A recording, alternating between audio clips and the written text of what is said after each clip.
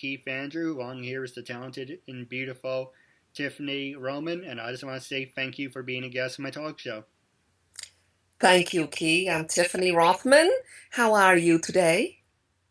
Pretty good. Sorry I messed up your name. And that's okay. I have this thing on my phone, as I told you the first time. I have text to speech, so you type the person's name in and it pronounces it. Mm-hmm. So actually, I can show you, as a matter of fact, what I'm talking about. Where is it? Okay, it's called iSpeech. And when you type in the person's name, I don't know if you can see it, Yes, yes. it sounds like this. Rothman. Rodman. Rothman. So Rothman. yeah. So to me, that's like, oh, I guess I said it right, but you correct me. Hey, I'm only human, right? Now, for people who want to see our first interview we did, a year ago, almost going to be a year and a half ago. This June's going to be officially 3 years for my talk show. And basically, if people want to go back to it, they can go back to season 2, season 3. I don't even remember, but I will have it in the description for people who want to see it, and you can see the big video quality. As I mentioned to you, I haven't done my interviews as a way, so I'm built up hesitation. I apologize. But if people want to see the big difference in video quality, it's got to be like Fox News, CNN. You're on the left, you're on the right. And that's why it's important to keep you centered, because, once it's done editing later on, it's got to cut it off. But, whatever, you can move around whatever you want. But it's got to be cut in half. You're on the left, I'm on the right. And it's going to be like Fox News, CNN, MSNBC, or whatever, versus the video quality that I had the first time, where I was basically doing this. This was, okay, it's my phone, but imagine this was the video camera. I had it set up and I was recording whatever it got on the screen. So, I finally updated my status and it looks really good. And I wanted to make a point saying, this season 1 I recorded from the phone, season 2 I recorded from the computer, season 3 I have the Skype recorder. There's a transition and there's a difference for the different years and seasons. Now, with that being said, it's a normal conversation, half hour, 45 minutes. And recently we got hit with a snowstorm. We got a foot of snow in Orange County, and near West Point. Just a foot only. Yeah, just a foot. It was supposed to originally, and never go by the weather guys, because they don't know shit. They just pull it out of their ass. And they've said, oh, it's nothing. It's got to blow to the east. It's blowing towards the ocean and whatever. So, yeah, it's only the city in Long Island. It's got to get it if you go, or if you're up north towards Buffalo, Poughkeepsie, you're got to get it. But if you're in Central Valley near Harriman or whatever, West Point, you're only going to get about 2, maybe to 8 inches. And the next day, I looked at the Weather channel on my phone, and weather.com has an app you can download on your iPhone or Android, and it says 8 to 12. And I was like, okay, that doesn't seem right. I was like, what is 12? My dad said, 12 is a foot. I thought, oh, okay, so they changed it. So now we have 8 to a foot. And it went from 2 to 4 to 8 to 12. We have now a foot of snow. And without me rambling on, you said before we got started, you got 2 feet of snow. And I know Long Island got the shit knocked out of it.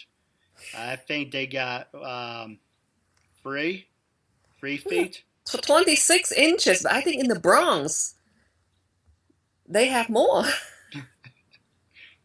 Well, this is your time after all. I don't want to ramble on. I can ramble on later on. But tell us a little about yourself. But what's on the subject, How are you dealing with the snow? I see Well, I you're guess hiding in bed, so yes, I get a little tired. I think the weather and the snow and everything else just like getting to me, but that doesn't really stop me. I mean, I accomplished somewhat the past year. When we spoke last year, when did we last speak? In January 2015? think so. Yes, and then in last May, I was in my big gay Italian funeral. I got 2 evenings, and then I was shooting and with a film called The Wolf. I think Julianne Moore was one of the producers, and her husband was a writer and director. And I didn't have any line, but I played the mother of a high school basketball star. Right. And Carla Gugino was in it, and she got the line when my supposedly son Grill was shooting the basketball. She would be sitting there calling out for him. So it was nice. And then I also shoot in a show called Momster. Again I play the background doctors, and I think they might show it in November, but I didn't see it. So now I finished my thesis is being edited, and the problem is my wonderful editor. He's in Israel, and I keep sending money over, and it got lost. That's why you don't send money overseas. So we have to do online. And he received it. He said in a couple of weeks he's going to tell me what to do. So I'm going to fix it in a couple of weeks. And now I'm just studying for my line. I got into a webisode called Cocina de Soul. I think, no, sorry, Cocina. Cocina is kitchen in Spanish, I believe. And I have the mother's role, a very devout Christian and judgmental mother. Right. And I remember when we first talked, you mentioned, as you just did, you were in the big gay wedding. Big gay, no, I got into the big gay Italian funeral for 2 nights. Well, I was trying to make a bad joke, but No, the wedding, I thought I was a guest at the wedding too. I got up there, and I didn't get to speak English. So I so I big. have to speak Vietnamese fully when I was in the wedding as a guest coming up into the play. He does that sometimes, Anthony Wilkinson. So it's big. My big gay Italian funeral. Yes, but they closed now. Now they have my big gay Italian midlife crisis. I did help read for it. It was a lot of fun, and I saw it too. Now, with that being said, as I said to you the first time, I was rewatching the interview, so I don't want to ask the same questions. But with that being said, my big gay Italian funeral and my big gay crisis. First off, is that a slap in the face to the gays? And is that a slap in the face to the Italians? What's Oh, your honest opinion? my opinion. Well, I think because the writer and the actor and the founder, he's Italian, so Ah, that's why. well, that makes sense. He can get away with it. Just saying, it doesn't sound right. If you didn't know it was a show or something, you would kind of scratch yourself saying that sounds stereotypical. But going back to season 1, let's reintroduce you to everyone. You are from Vietnam, and Yes. Originally, and 40 years ago. I don't mean to interrupt. I apologize. That's okay. Yes, I moved out of Vietnam, of Saigon, in 1975, which is over 40 years ago. Do you miss it or not really? Not really. I have not been back. Do you want to go back? It's just it's far. Like put it that way. So I wouldn't say I would never go back. I mean, if the opportunity come up, then I might visit again. But as for now, I just don't have any desire. I Most hear of my you. families are all here. My late father died over there, and it's just there's nothing there. I don't have much connection to it. I hear you. And also, we were talking about you have your own dance studio in your house.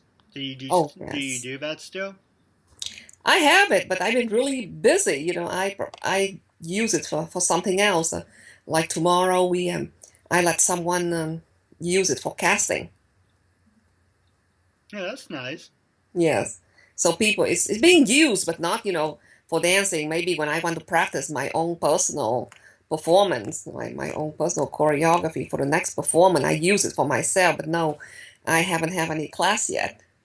I've been really busy, working and doing my thesis and taking classes and doing audition after work and rehearsal should be coming up next month for Hey, the episode. like I said the first time, I'm always looking for a studio for my talk show if you want to help a brother out. But seriously, I was just saying, if you want to help me out, I appreciate it. But yeah, I don't want to impose on you. Now, what do you want to do with it? Um, well, a lot of people say it's great. I updated, like I said, season one was from the phone, season two was from the computer, season three is now a Skype recording, and I'm thinking people are probably think, okay, what's he got to do in season four? How's it going to be different? And you mentioned you have a spare room. Mm-hmm. Hypothetically, hey, why not do like a partnership? I'm looking for a co-host, and Okay. and I don't know, maybe we could do like a studio or something. Doesn't They're Mm-hmm. just different ideas. Well, no, that sounds like a great idea. Now we're going back to the first time, and I'm gonna ask you a couple more easy questions, and I'll pass it back over to you. Mm-hmm. Is when you came over to the States, Mm-hmm. did you go to high school and college in the States? Junior high school first, then high school at Brookline High School, and college, and graduate school in New York for the two master degrees, and doctorate online. And as I said to you first time, for someone who came across the world basically and who didn't know speak any English, Mm-hmm. you and I didn't mean any disrespect by that, but for someone who doesn't speak any English, you really ran around laps around me because I have a learning disability and I could have never gone to college. I could never do what you're doing, become an actress, have your own place. You're basically having the life that I always wanted to. Maybe eventually I would get to that point, but it's got to be a lot harder for me.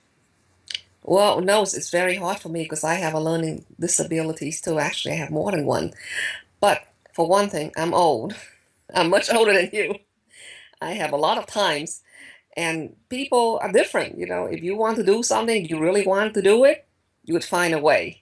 But if you don't want to do it, that's another story. You can't force somebody to do what they don't want. No, absolutely. You have to be very passionate about what you do. Absolutely. Now, going back to the college and high school, did you ever do any sports? Were you very athletic?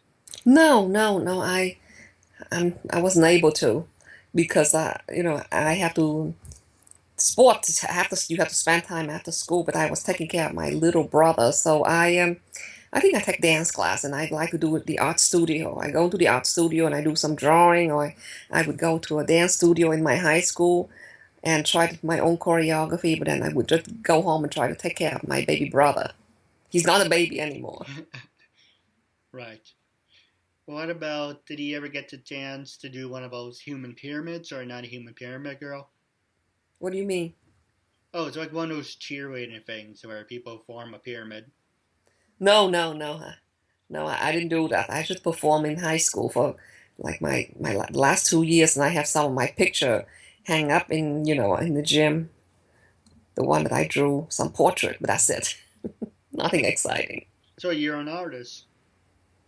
Well, I like to do art. Do you have any examples of artwork you have? You mean visual? Right. I don't have it with me. I tend to pack it away. Ah, that's an idea. Okay, so now I'm going to pass the show over to you. Was there anything you want to ask me? Any subjects you want to talk about? This is your time after all. Hmm. Well, thank you, but let's see. Right now, as I'm having a tough time with the weather, you ever have under influence by the weather, like the weather change? Like we went to Florida over Christmas for a few days, and we were able to get into the oceans on the 25th, 26th, 27th, not 25th, 26th, 27th, 28th. And we came back here and it not like it slowly got colder, but it got colder really fast. Right. And then the snow, and it feel like, oh my goodness. I mean, this is another adjustment. It's a nice way to get sick, too. Yes, yes. Now, there's a video, I think it's called When Atlantic Meets the Indian Ocean. It's really cool because the Atlantic is blue and the Indian Ocean's brown. And both of the waters meet, but they don't mix. So I think it's pretty interesting. It looks like there's like a barrier there that keeps the waters from mixing. I don't know. I just think it's really cool that there's. I have to look it up and send it to you, but it's really cool because the guy was sailing back and forth, saying, "I'm now in the Indian Ocean. I'm now in the Pacific Ocean, Indian, or Pacific." And oh goodness, it's just really interesting. It's like it's ocean blue on one side, and then it's just brown on the other. But for the year and a half, what have you been up to?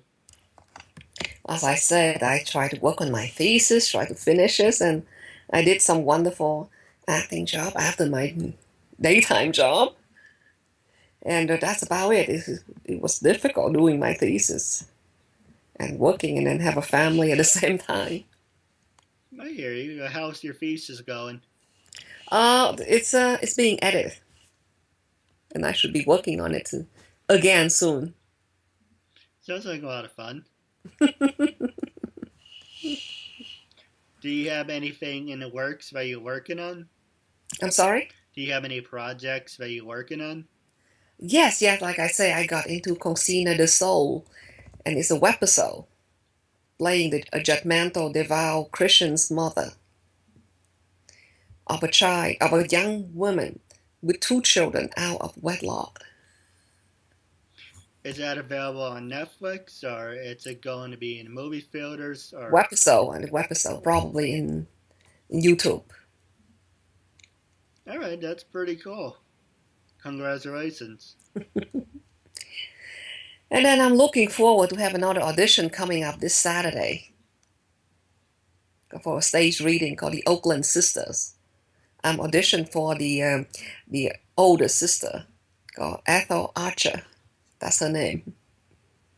And again, she's also very righteous and judgmental and social conscious and successful businesswoman who's a widow. Oh, that's really cool. Now, with that being said, was everything, I'm going to ask you a couple hard-hitting questions. Was everything going on with the whole Republicans, Democrats, who are you rooting for the debates? I normally don't, but I do enjoy watching the Republican debate.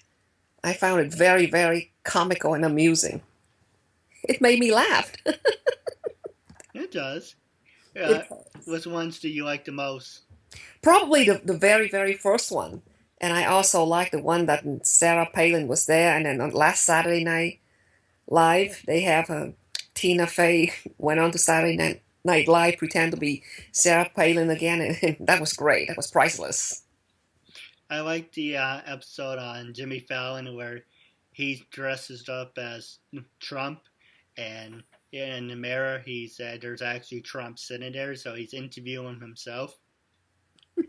And he says, "It's not big. This is not big. It's huge." I'm rooting for Trump. I really hope, he gets in. And Chris Kersey's really good too. But, I interviewed one of my friends, and he's on the left, and he was like, Hillary Clinton says 3 more years of Barack Obama. And it's like, really? After all the shit this guy's doing, why should we have you in office if you're going to do the same thing he's going to do? And it's not going to be any difference. And she's just a phony. She really is. It's a stupid-ass smile. It's just really fake and plastic. Well, a lot of them are. I hear you. Hey, now wrapping up, do you have any funny stories that you want to share or any funny pranks that you pulled on people? Oh, no, I haven't thought much of that because right now it's this season, this weather, and I'm very, very sensitive to the weather. As you can see, I'm resting today. Right. So no, I don't have any funny story to tell like I would like to. All right. Well, we're gonna stay tuned after the show. I have a couple questions for you. But wrapping up our interview segment, do you have anything you want to say to your fans and listeners? And No, how no, can no. they follow you on social media? And actually, there's one hard-hitting subject I do want to ask you while wrapping up. Hmm. And you can plug your social media, or if you want to plug your Twitter, Facebook, and your fans can follow you. But the question I was going to ask you is, I came up recently was asking everyone who I interviewed from season one, season two, and now going forward, 3 and 4, is, and you can say completely anything you want, but I'm gonna ask you, be completely honest. When I first approached you, going back a year ago, when I first approached you, what was your honest opinion of me? And doing a when we're doing a follow up interview right now for part two, a year later, what do you still feel the same way as you did the first time, or do you have a different opinion of me? Completely honest, on going on the record. No, it's the same. I told you that it was very sweet, and I was flattered. All right. Now, with that being said, I just want to say thank you for being a guest on my show once again. And once I get a studio, we should definitely do this in person. Okay, great. Thank you so much.